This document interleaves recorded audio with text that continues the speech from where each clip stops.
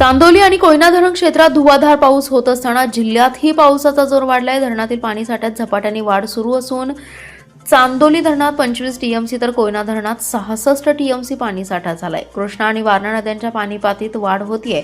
कर्नाटकातील अलमट्टी धरणात 101.37 टीएमसी म्हणजेच 82% पाणी साठा झालाय।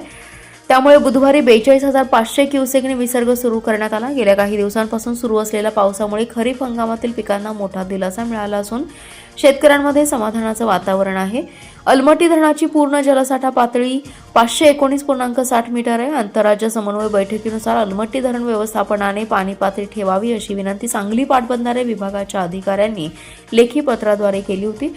पाटबंधारे विभागाच्या सूचनेनुसार अलमट्टी धरण व्यवस्थापनाने सायंकाळी 6 वाजता धरणात 29,500 क्युसेक पाण्याची आवक सुरू असताना 42,500 क्युसेकने विसर्ग सुरू केला। त्यामुळे धरणातील पाणी पातळी काही प्रमाणात कमी होण्यास मदत होणार आहे।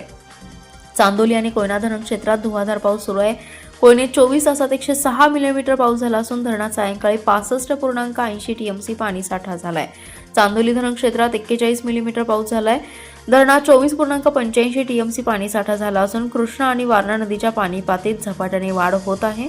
जिल्ह्यात पावसाचा जोर कायम असून सकाळी 8 वाजेपर्यंतच्या गेल्या 24 तासात सरासरी 5 मिलीमीटर पावसाची नोंद झाली आहे। यामध्ये शिराळा तालुक्यात सर्वाधिक 14.3 मिलीमीटर पाऊस झालाय। गेल्या काही दिवसांपासून सुरू असलेल्या पावसामुळे खरीप हंगामातील पिकांना मोठा दिलासा मिळालाय। यामुळे शेतकऱ्यांमध्ये समाधानाचं वातावरण